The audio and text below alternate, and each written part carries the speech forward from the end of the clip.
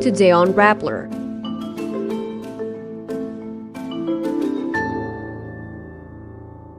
President Marcos's administration bets dominate the Pulse Asia senatorial election survey as Bong Go widens his lead. President Ferdinand Marcos Jr. skips mentioning Camille Villar in his Batangas campaign speech. The Transportation Department will soon require mandatory drug tests for public utility drivers following 2 fatal road accidents. And Filipino Cardinal David criticizes Donald Trump over an AI Pope image. An April 2025 Pulse Asia survey reveals only 27% of Filipinos have a complete senatorial slate in mind. Re-election as Senator Bong Go was a majority choice, with over 62.2% preference. Go now has a 20 percentage point lead against number 2, administration bet Axis Representative Erwin Tulfo, who had a rating of 42.4%. This is a 10 percentage point increase from the March 2025 survey. The poll, taken 3 weeks before Election Day, indicate most voters support around 8 Senate candidates. 14 senatorial candidates have a statistical chance of making it to the winner's circle. After Go and Tulfo, they are former Senate President Tito Soto, re-electionist Senators Bato de la Rosa and Bong Revilla, former Senator Ping Lacson, Ben Tulfo, re-electionist Lito Lapid and Pia Cayetano, Makati Mayor Abby Binay, television host Willie Revillame, Las Piñas Representative Camille Villar, and former Senators Manny Pacquiao and Bam Aquino. Of the 14, 9 are from the administration's Alyansa para sa Bagong Pilipinas, 2 are under former President Rodrigo Duterte, while 3 are independent bets. The April 2025 survey will be the last publicly released poll from Pulse Asia before May 12.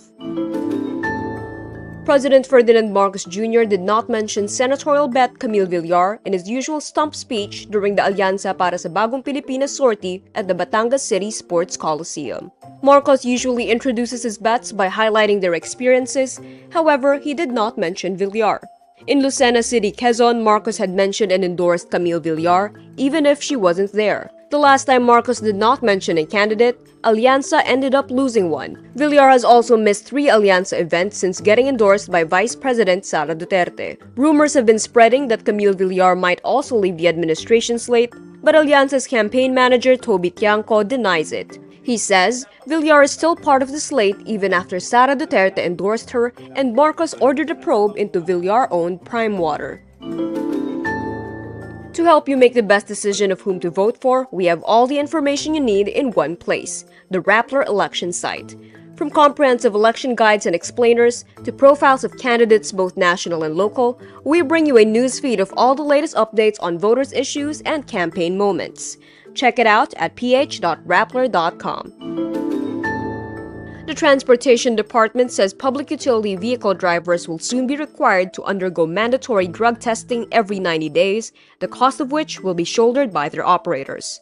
This is part of new road safety measures the DOTr will be implementing after twin road tragedies: the crash along the Subic-Clark-Tarlac Expressway that killed 10 people, and an SUV that crashed into a crowd at the Ninoy Aquino International Airport, killing 2, including a 5-year-old. On Friday, May 2, a Solid North bus driver caused a fatal crash after he reportedly fell asleep behind the wheel. The bus was speeding when it rammed into other vehicles along a toll plaza.